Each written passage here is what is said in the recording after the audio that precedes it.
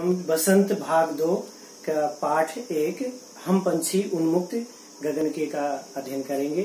हम पंछी उन्मुक्त गगन के, यह कविता शिवमंगल सिंह सुमन जी के द्वारा रची गई है। हम पंछी, पंछी का मानक रूप है पक्षी। उन्मुक्त माने होता है स्वतंत्र, गगन माने आकाश, यानी पक्षी स्वतंत्र आकाश में विचरण करने वाले, उड़ने वाले। तो यहाँ पक्षियों की स्वतंत्रता के बारे में कहा गया है, वर्णन किया गया है। कविता की पंक्तियां हैं कि हम पंछी उन्मुक्त गगन के, पिंजरबद्ध ना गा पाएंगे, कनक तीलियों से टकराकर पुलकित पंख टूट जाएंगे। पिंजरबद्ध का होता है पिंजड़ा, पिंजड़े में कैद, पिंजड़े में बंधा हुआ। कनक तीलियां, कनक माने स्वर्ण, यानी पक्षी को स्वर्ण यानी सोने के बने पिंजड़े में भी यदि आप कैद कर देते हैं तब भी उसे वहां वह खुशी नहीं मिलेगी, क्योंकि उसकी आजादी छिन जाएगी। और इसके कारण से वो कह रहे हैं कि हमारे पुलकित, पुलकित माने प्रसन्न, जो प्रसन्न रहने वाले पंख हैं, सदैव उड़ने के लिए आतुर पंख हैं, वो उन तीलियों से टकरा करके टूट जाएंगे। यानी स्वर्ण यानी जो सोना है, महंगा है, कीमती होता है, वो मनुष्य के लिए हो सकता है कि एक लालच का कारण हो, लेकिन पक्षी ये कह रहे हैं कि हम स्वतंत्र रहना चाहते हैं, हम स्वतंत्र आकाश में विचरण करना चाहते हैं, खुले आकाश में विचरण करना चाहते हैं, उड़ना चाहते हैं। उनके लिए स्वर्ण का कोई मूल्य नहीं है, क्योंकि उसमें गुलामी है। गुलामी में रहकर, कैद में रह करके उनकी आजादी जो छिन जाएगी तो उनकी प्रसन्नता भी समाप्त हो जाएगी। हम बहता जल पीने वाले मर जाएंगे भूखे प्यासे, कहीं भली है कटुक निगौरी कनक कटोरी की मैदा से। वो कह रहे हैं कि हम खुले आसमान में उड़ते हुए और प्रकृति के साथ रहते हुए हम बहता हुआ जल पीने वाले लोग हैं, यानी पक्षी हैं। हमारा काम है कि हम स्वतंत्र रह करके जहाँ हमारी इच्छा हो हम वहाँ चले जाएं और वहाँ जाकर के बहता हुआ पानी पिएं। हमारी जहाँ इच्छा हो हम उस पेड़ में जाकर के उसके फल खाएं। भले ही आप हमें कनक कटोरी, कटोरी माने छोटी सा बर्तन होता है स्टील या किसी और धातु का, कि आप कटोरी में भले ही वो स्वर्ण से बनी हुई क्यों, कनक बार बार कवि इसलिए कर रहा है कि आप भले ही कितनी मूल्यवान धातु या मूल्यवान वस्तु या मूल्यवान संपदा आप उन्हें दे दें, तो सोने की बनी कटोरी में आप मैदा का मतलब है कि भोग खाद्य पदार्थ कि अच्छे से अच्छा खाद्य पदार्थ आप सोने की कटोरी में आप रख करके दे दें, तब भी उन्हें वो पसंद नहीं है, क्योंकि वो बंधन के कारण, उसमें वो बंधन है, आजादी नहीं है। आजाद रह करके वो कह रहे हैं कि हमें कहीं अधिक भली है, भली मीन्स अच्छी है, कटुक माने कड़वा, निबोरी माने होता है नीम का फल, कि जो नीम का पौधा होता है, नीम का पेड़ होता है, उसमें कड़वे फल होते हैं। जब वो कच्चे होते हैं तो कड़वे होते हैं, पकने के बाद थोड़ा सा मिठास आ जाती है, वो अलग बात है, लेकिन कड़वे नीम के फल खाना वो अधिक पसंद करेंगे। किसकी अपेक्षा? सोने की कटोरी में रखी हुई मैदा से।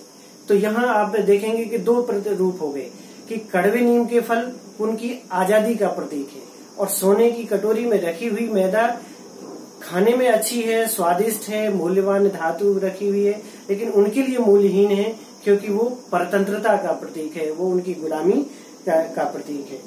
यहाँ एक शब्द प्रयोग हुआ भूखे प्यासे, तो इसमें द्वंद्व समास है। जब आप समास का अध्ययन करेंगे तो द्वंद्व समास, जिसमें दोनों पद समान होते हैं, दोनों पद समान होते हैं, तो वहाँ द्वंद्व समास का प्रयोग किया जाता है। हम इन दो पदों को फिर से एक संक्षेप में देखें कि हम पंछी हैं उन्मुक्त, स्वतंत्र आकाश में विचरण करने वाले, गगन माने आकाश, आकाश में विचरण करने वाले पंछी हैं। हम पिंजड़े में कैद होकर के अपने आजादी के गीत या अपनी खुशी के गीत नहीं गा पाएंगे। भले ही आप हमें कनक तीलियों यानी सोने से बनी तीलियों के पिंजड़े में आप कैद कर दें, उनसे टकरा करके उनके प्रसन्न रहने वाले, हमेशा प्रसन्न रहने वाले पंख टूट जाएंगे। वे बहता जल पीना पसंद करते हैं, क्योंकि वो खुली प्रकृति में रहना पसंद करते हैं। वो कहते हैं कि आप सोने की कटोरी में रखी हुई मैदा से उनके लिए कहीं अधिक अच्छा है कि वे कड़वे नीम के फल खाएं। स्वर्ण श्रृंखला के बंधन में अपनी गति उड़ान सब भूले, बस सपनों में देख रहे हैं तरु की फुनगी पर के झूले। स्वर्ण श्रृंखला, स्वर्ण माने सोना, श्रृंखला माने जंजीर, कि सोने से बनी हुई जंजीर का बंधन, जैसे बार बार कवि ने कनक और स्वर्ण इनका प्रयोग किया है। इसका अर्थ ये है कि मूल्यवान वस्तुएं देकर के भी आप किसी की आजादी नहीं खरीद सकते हैं। पक्षी कह रहे हैं कि मूल्यवान पिंजड़ा या कटोरी में मैदा आप रख करके या हमारे लिए ये सोने से बनी हुई जंजीरें हैं। हम इस जंजीरों में बंध करके अपनी गति, अपना उड़ना सब भूल चुके हैं। यानी उनका जो अपना हुनर था वो भूल गया है और सिर्फ कैद में रह करके, बंधन में रह करके वो फुनगी ऊंची चोटी, जो पेड़ों की ऊंची ऊंची चोटियों में, टहनियों में वो झूला झूलते थे, लटकते थे, एक डाल से दूसरे डाल पर जाते थे, तो वो अब केवल सपनों में सिर्फ रह गया है या दिखाई दे रहा है कि हम ऐसा करते थे। क्यों रह गया है सर? क्योंकि वो अब पिंजरे में कैद है, उनकी आजादी छीन ली गई है। तो पक्षी सपनों में सिर्फ पेड़ की ऊंची ऊंची टहनियों में झूला झूलने के सपने देखते हैं। ऐसे थे अरमान, अरमान माने इच्छा, अरमान माने इच्छा। ऐसे थे अरमान की उड़ते नीले नभ की सीमा पाने, लाल किरण सी चोंच खोल चुगते तारक अनार के दाने। उनकी इच्छाएं ऐसी थी, उनके अरमान ऐसे थे कि नीले नभ, नभ माने आकाश, आकाश का पर्यायवाची है गगन, नीले आसमान की सीमा, जो भी छोर होता है उसका नीले आसमान का, वहां तक उड़ने की कोशिश करते और दूर आकाश में उड़ते हुए सितारों की तक पहुंच करके सितारे रूपी अनार के दानों को चुगते। यानी वो स्वतंत्र रह करके बगीचों में जाते, अनार के बगीचों में जाकर के अनार के फलों को खाते। यानी जो अनार के फल, अनार के बीज सितारों के समान है। आकाश में जब रात्रि में सितारे चमकते हैं तो वो पक्षियों को अनार के दानों जैसे भी लगते हैं। तो यहाँ कवि ने रूपक का प्रयोग किया है कि अनार के दानों की तुलना सितारों से की है। तो कह रहे हैं कि वो ऊंची ऊंचाई तक उड़ते, ऊंचे आसमान तक उड़ते और अनार के दाने खाते। तो यहाँ आप देखेंगे कि नीला नभ है, नीले यहाँ पर नभ का नीला विशेषण है, विशेषण का प्रयोग किया है। इसी प्रकार अनार के दानों की तुलना किससे की गई है? तारों से, सितारों से की है कि उनकी ये इच्छा थी कि वो ऊंचे आसमान तक उड़ते और जाकर के अनार के दाने चुगते। और होती सीमाहीन क्षितिज से इन पंखों की होड़ा होड़ी, या तो क्षितिज मिलन बन जाता या तनती सांसों की डोरी। होती सीमाहीन यानी जो क्षितिज माने होता है जहाँ धरती और आसमान मिलते प्रतीत हो। जब हम दूर नजर करते हैं तो हमें लगता है कि आसमान झुक करके और ये धरती से मिल रहा हो, कहीं जैसे बांध दिया गया हो, कोई वस्त्र पे कपड़ा बांध दिया गया हो, कवर कर दिया गया। तो वैसे वास्तव में ऐसा होता नहीं है, ये सिर्फ हमारी आंखों के देखने का एक नजरिया है।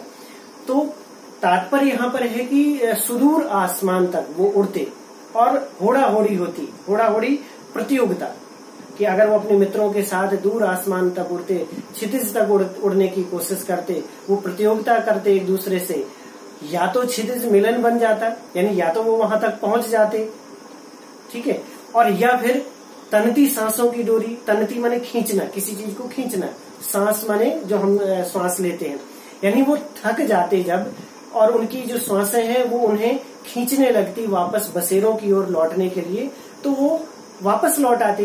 कहने का मतलब कोई बंधन नहीं होता, वो उनकी आजादी है।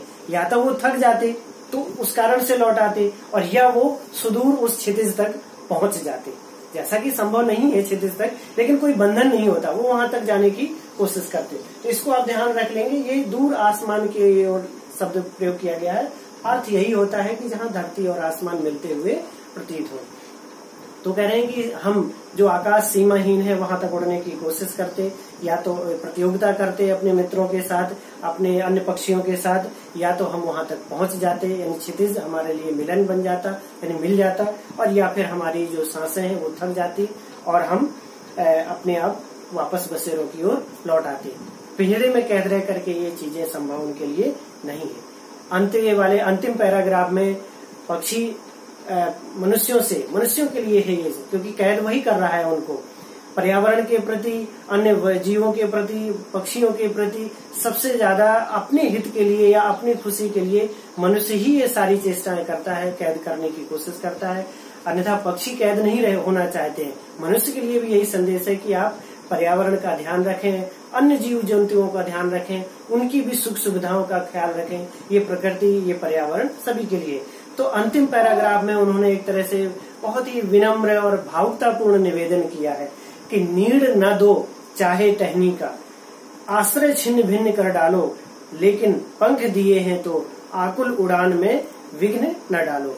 नीड़ माने होता है घोंसला, नीड़ माने घोंसला, कि हमारे घोंसले आप नष्ट कर दो, चाहे टहनी में, टहनी माने डालियां, कि डालियों में बने घोंसले आप नष्ट कर दो, हमारे जो आश्रय हैं जहां वो रुकते हैं उनको आप छिन्न भिन्न कर दो, पूरी तरह से नष्ट कर दो, लेकिन जो प्रकृति ने, जो ईश्वर ने उन्हें पंखों का वरदान दिया हुआ है, कम से कम जो उनके अंदर एक बेचैनी है उड़ने की, व्याकुलता है, आकुल उड़ान, उड़ने की बेचैनी, जो बेचैनी है उनके अंदर उड़ने की, यानी उनकी आजादी है, उसमें विघ्न, विघ्न माने बाधा, कम से कम उसमें विघ्न ना डालो। ये उनका निवेदन है और यही मनुष्य के लिए इस पाठ का संदेश भी है कि मनुष्य को भी दूसरों की आजादी का ख्याल रखना चाहिए। जिस तरह से वो अपनी आजादी के प्रति चिंतित है या समर्पित है, उसी तरह से पक्षियों, अन्य जीव जंतुओं की आजादी का भी ख्याल रखना चाहिए। ये शिवमंगल सिंह सुमन का संदेश है।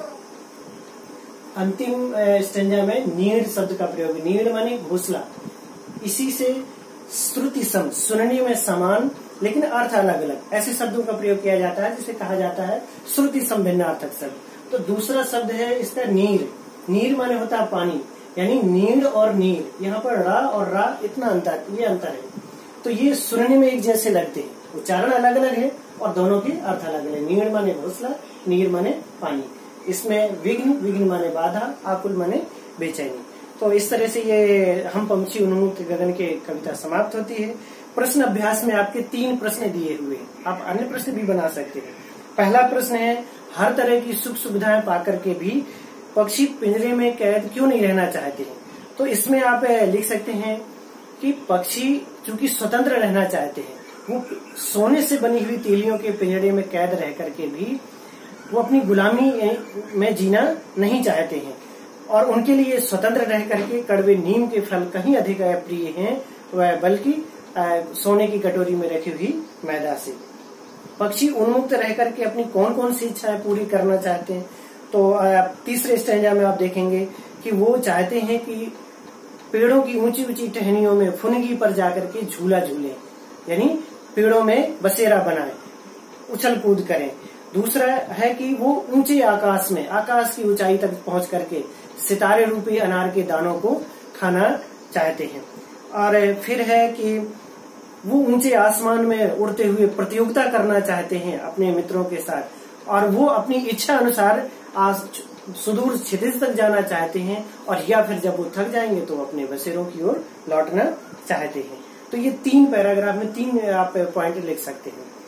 तीसरा प्रश्न, भाव स्पष्ट कीजिए, या तो क्षितिज मिलन बन जाता या तनती सांसों की डोरी, यानी वो स्वतंत्र रह करके प्रतियोगिता करते हुए अनंत आकाश में ऊंचाई तक, सीमाहीन का मतलब जिसकी कोई सीमा नहीं है, तो ऊंचाई तक उड़ते हुए वो क्षितिज तक पहुंच जाएंगे, पहुंचते और जब वो थक जाते, उनकी सांसें उन्हें खींचने लगती, तो वो अब थक करके अपने घोंसलों की ओर, अपने बसेरों की ओर लौट आते। तो इस पद में भी, इस पंक्ति में भी वो अपनी आजादी बरकरार रखना चाहते हैं और आजादी उन्हें प्रिय है।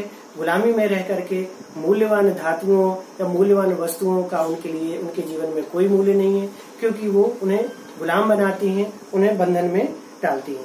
तो आप प्रश्न अभ्यास भी कर लेंगे और इन पदों की व्याख्या भी, आप संक्षिप्त सारांश भी लिखेंगे सभी बच्चे। और ये कविता यही समाप्त होती है।